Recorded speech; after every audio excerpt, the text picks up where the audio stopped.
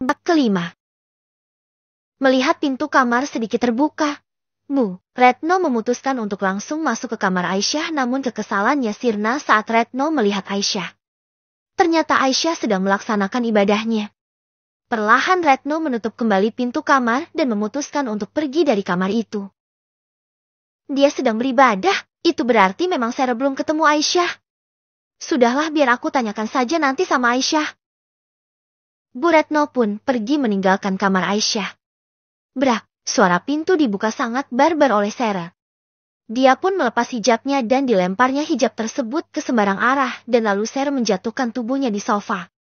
Karena melihat sang anak uring-uringan, ibunya Sarah memutuskan untuk menghampiri Sarah. "Hei, ada apa ini?" tanya maminya Sarah. "Ada apa sayang? Apa yang terjadi dan kamu dari mana saja?" tanya ibu. Wulan yang dimana Wulan adalah mami dari Sarah. "Tidak mungkin. Ini tidak mungkin, Mami," ujar Sarah. Terlihat wajahnya Sarah sangat kusut kebingungan dan rasa marah yang bercampur menjadi satu. "Tidak mungkin apanya? Coba ceritakan sama Mami." Wulan duduk di samping sang putri. "Aisyah," ujar Sarah. "Aisyah? Siapa dia? Jangan bilang jika kamu datang ke rumah Ama." Wulan kemudian bangkit dari duduknya. Wulan sepertinya tidak menerima jika putrinya datang ke rumah Amar lagi. "Tentu saja iya. Aku tidak mungkin melepaskan Amar begitu saja, Mami," jawab Sarah. Sudahlah, apa Mami bilang Amar itu beda dengan kamu. Tidak usah memaksakan diri untuk sejajar dengan Amar. Sampai kamu seorang Sarah mau-maunya berhijab demi Amar. Dengar Sarah, berhijab itu urusan hati. Kamu harus benar-benar siap. Kamu mengerti? Apa hubungannya dengan pakaianku? Tidak ada. Ini masalahnya Aisyah. Tentu saja ada. Kamu berhijab karena Amar. Tapi apa? Amar menikahi wanita lain juga kan? Tegas Wulan. Kini ibu dan anak itu beradu argumen. Wulan yang memang sejak semula tidak merestui hubungan Sarah dengan Amar merasa tenang karena Amar menikahi perempuan lain dan bukan menikahi anak semata wayangnya. "Amar akan menikahi aku, Mami. Tapi tidak sekarang. Amar menikah dengan Aisyah cuma sementara," jelas Sarah. "Nah, benarkan Aisyah istrinya Amar? Sudahlah, move on Sarah. Kamu cantik kaya. Kamu punya segalanya, apalagi yang kamu inginkan. Jauhi Amar dan lupakan." "Tidak, Mumi, aku akan menunggu sampai Amar menceraikan Aisyah." "Astaga Sarah, Mami tidak habis pikir dengan apa yang kamu inginkan," ujar Wulan merasa kesal yang kemudian meninggalkan Sarah sendirian di ruangan tersebut. "Tidak mungkin aku membicarakan tentang Aisyah sama Mami, apalagi sama Bu Retno, lalu aku harus bagaimana?" Sarah nampak stres dengan apa yang telah dilihatnya tadi di kamar Aisyah. Sarah beranjak dari duduknya kemudian berjalan menuju kamar pribadinya. Sarah kemudian masuk ke dalam kamar dan mengunci kamarnya. "Tuhan, ini tidak mungkin. Aku tidak mengira Aisyah secantik itu. Seseks. Itu, bagaimana jika Amar jatuh cinta sama Aisyah?" Sarah nampak mondar-mandir di dalam kamar. Tidak lama Aisyah mencari tas kecilnya yang berisi ponsel di dalamnya. Sarah merogoh ponsel di dalam tas kecilnya tersebut. Terlihat Sarah sedang menghubungi seseorang dengan ponselnya. "Halo sayang," tanya Sarah ketika ponsel itu terhubung dengan Amar. "Hai, ada apa sayang?" tanya Amar di balik ponsel. Boleh aku menanyakan sesuatu?" "Bolehlah. Apa sih yang tidak untuk kamu?" ujar Amar disertai tawa ringannya. "Aisyah," ucap Sarah. "Tentang dia? Stop deh, aku tidak mau membicarakan dia." Ketus Amar terdengar kesal ketika Sarah kekasihnya menyebut nama Aisyah. "Memangnya kenapa?" tanya Sarah pura-pura sok peduli. "Sudahlah, aku tidak mau membicarakan wanita aneh buruk rupa itu." "Wanita buruk rupa? Itu berarti Amar belum melihat wajah Aisyah yang sebenarnya," ucap batin Sarah. "Sarah, halo? Iya, apa tadi? Tanya gugup Sarah. Kamu membahas Aisyah untuk apa? Bagaimana jika dia sosok wanita cantik? Hahaha, tidak mungkin. Jikapun dia cantik. Kecantikannya tidak akan sebanding dengan kamu, sayang. Kenapa kamu menanyakan itu? Tidak apa-apa. Apakah kamu bersedia untuk bersumpah bahwa bagaimanapun Aisyah kamu tidak akan pernah menyentuhnya? Memangnya harus bersumpah? Tanya Amar. Iya dong. Kamu ini laki-laki. Tidak akan semudah itu laki-laki setia. Oke. Aku bersumpah. Tidak akan pernah menyentuh wanita manapun. Apalagi wanita seperti Aisyah. Sudah puas kan? Aku pegang sumpah kamu ya, ah. Iya. Tidak perlu bersumpah pun, aku tidak akan pernah menyentuhnya. Tegas Amar. Baiklah jika seperti itu. Sudah dulu ya, ah. Oke. Tat. Sambungan telepon itu pun akhirnya diakhiri mereka. Amar, sungguh tidak tahu siapa wanita yang sedang bersama dengannya. Dia tidak tahu secantik apa Aisyah. Dia cantik sekali. Sungguh pintar Aisyah menyembunyikan kecantikan wajahnya. Gumam Sarah.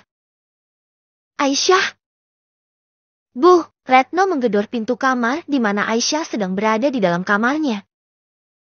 Ya, sebentar Bu. Jawaban Aisyah terdengar dari dalam kamar. Sebelum membuka pintu, Aisyah merapikan pakaian syari yang selalu melekat di tubuhnya. Aisyah juga selalu memakai penutup wajah yang menutupi sebagian besar wajah dan alisnya. Yang terlihat hanyalah sepasang bola mata yang indah, yang itu pun tidak disadari oleh Amar dan ibunya.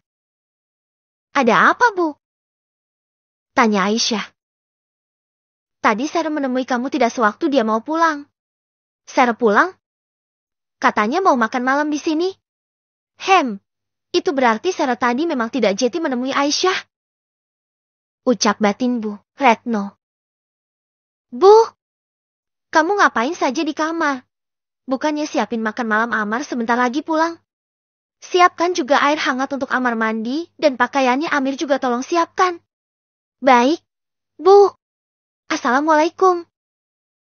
Terdengar suara orang mengucapkan salam. Waalaikumsalam. Jawab Aisyah dan Bu Retno. Itu Amir. Ujar Bu Retno yang kemudian berjalan untuk menyambut kedatangan putra bungsunya. Bu. Amir menyapa. Ibu sudah siapkan air hangat untuk kamu mandi.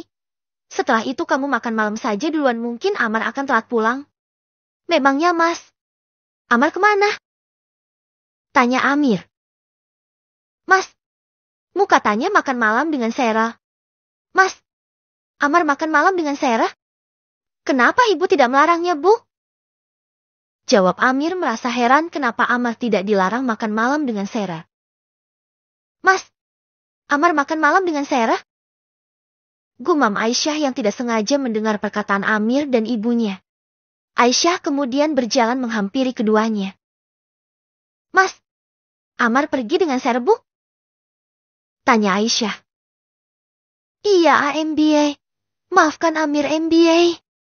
Jeti mendengar semua ini. Jawab Amir. Bu? Tanya ulang Aisyah kepada mertuanya. Iya, tadi kan Amar sudah bilang, Amar pergi makan malam dengan Sarah. Sudah biarkan saja. Bukan urusan ibu. Juga. Ucap Retno. Tapi Bu.